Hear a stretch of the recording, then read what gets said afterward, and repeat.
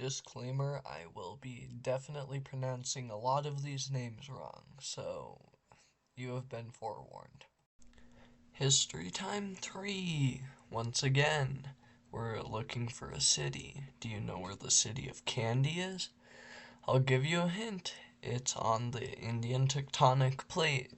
Still don't know? For those of you that do know where it is in Sri Lanka. Good job. For the rest of you, oh well, you tried. Today we will be talking about the Kingdom of Kandy. Guess what the capital is? You'll never get it. That's right, it's Kandy. If you didn't know that, how do you not know? We literally just talked about it. Geography time. Yeah, all it said was that it was located in the highlands of Sri Lanka. That's it. That's all it said. I don't know why I'm dragging this out so long. History time. It all started in the Kingdom of Kotte when King Vijayabahu IV's 3 sons mutinied against him. This led to his death in 1521 and to the formation of 3 new kingdoms, the Sitawaka, the Rangama, and Bhuvan-Kembahu VII's Kingdom of Kotte. The Sitawaka posed the greatest threat to the other 2 states. Then, in 1522, the Kingdom of Kandy got Portuguese protection against the Sitawaka, but the alliance was killed when the Portuguese and Kota forces invaded the kingdom in 1546. The Kingdom of Kandy was invaded 2 times in the 1570s and 1580s. The first was in 1574 and 7 years later, in 1581, by Rajasigha of Sitawaka. He was expected to win the wars because he had already beaten the Portuguese at the Battle of Muluryawa. He did win the wars and annexed all of Kandy in 1582, with the King Jayavira III fleeing to the Kingdom of Jaffna to the north. Keeping control of Kandy was hard, especially when the newly appointed governor revolted, but that one was put down. But another revolt in 1588 started around a person named Konapu Bandara, whose father had been murdered by his men. Between 1591 to 1594, he returned from fleeing to Portuguese territory.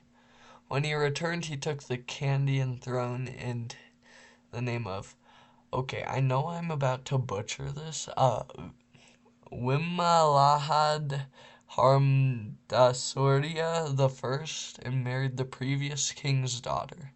Because of this, the strategic positioning of Sri Lanka had changed, and the northern Jaffna king had its king deposed by the Portuguese, replaced by his son. In 1594, Sitawaka disintegrated when Rajasingha had died. This left Kandy as the last fully sovereign nation on the island. In 1595, Vimalahad Sarmisarya brought the tooth of the Buddha. That same year, a period of attritionary war began with the Portuguese. All throughout his reign, there were hostilities with the Portuguese. The Kandians even sent aid to 2 rebellions in the Portuguese areas.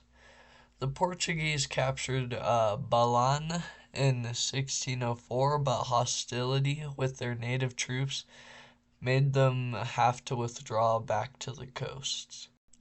Relations with the Dutch began when the Dutch explorer Joris van Spielbergen arrived on the east coast of the island. Later that year, the Dutch East India Company sent a man named Sebald de Wert to Kandy to set up a treaty. This, however, did not go to plan because the Dutch offended their host, and it ended in the deaths of de Wert and several from his group. In 1604, Vilamahadharmasriya I died and left his throne to his cousin who was a monk at the time, Serenat. This made him have to leave the monkdom because someone needed to lead the kingdom. The prince from the Uva province, Kuruvitarala, launched several raids on the Kandian kingdom, at one point even pushing Serenat out of the capital. In 1611, Portuguese forces who were acting under the command of the pretender Mayaduna of Suva captured the city of Kandy and set the city ablaze. Further north in the Jaffna kingdom, the king was deposed again, and the entirety was absorbed into the Portuguese Empire. Despite all of this happening, Serenat survived as king and finished a treaty with the Dutch. Help came in the form of the Danish East India Company, but failed to do much and were eventually expelled by the Portuguese. The Portuguese fortified their cities better but still lost a battle at Randanuela. This battle, a Portuguese general died and much of the Portuguese Ceylon territory was overrun by the Kandians. However, despite them winning, they were not able to keep the newly taken lands due to internal stability issues. When Senerat passed away in 1635, the Portuguese took back southern Sri Lanka. Senerat was succeeded by his son Rajasingha II, who led the Kandians to a major victory against the Portuguese at Ganarua. This severely weakened the Portuguese presence on the island. They made an alliance with the Dutch and started seizing the lands that were still in the Portuguese hands. Eventually the alliance fell apart in the 1640s, but the two sides rejoined forces in the 1650s, and finally in 1656, the city of Colombo was given up, leaving the Portuguese to not have any more land on Sri Lanka. The king demanded that the Dutch give the Kandians the fort to be demolished, but the Dutch refused. The Dutch pushed out the king's forces from the vicinity, and then rebellions from within in 1664 and 1671 gave the Dutch a chance to take more lands of the Kandian kingdom. This was a blow to the kingdom's morale, because it was like they had just traded one European power for another. The Kandians reached out to France for help, but like the Danish, they were pushed out. Then Rajasingha died and was succeeded by Vimaladharma Surya II. He had quite a peaceful reign, with the most conflict being a trade war with the Dutch. Then he died and was succeeded by his son Veera Narendra Singha. In the 1720s and 30s, there were several anti-Dutch uprisings in southern Sri Lanka. This made the Kandians declare war on the Dutch and take some of the Dutch territory. Then in 1737, a new governor was put in place and peace returned between the Kandians and the Dutch. Upon Veera Narendra Singha's death, there was a succession crisis because the mother was not Kshatriya, which was required on both sides to become king. This led to one of his wife's brothers to inherit the throne, who was from southern India. This was not seen as the best, but especially when the new king tried to put more Nayakar people into higher positions, leading to rebellions. One was so strong that they needed the Dutch to help them put down one of them.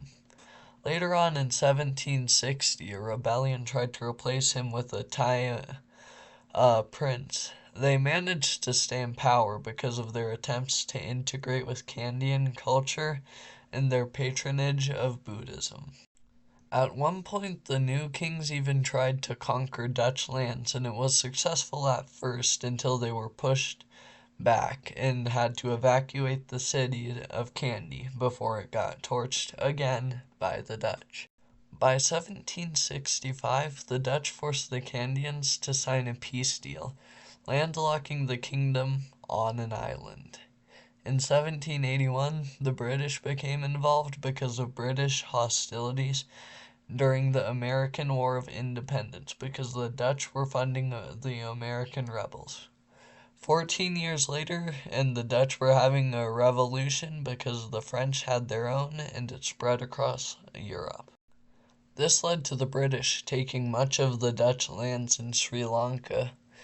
When the Kandian ambassador met them, he got much of the east coast back into the hands of the Kingdom of Kandy, and then the Dutch were fully gone, replaced by the third European empire, the British, and the last to be on the island. Technically the fifth if you include France and Denmark. Then the current king died mid-negotiation, and his brother took control and immediately got the Eastern Coast Treaty to not matter by denying the treaty. The final day of the kingdom's life was on March 2nd of 1815, when the British fully annexed the kingdom into their lands. History time over. Hydrate or dihydrate. Bye. Please subscribe.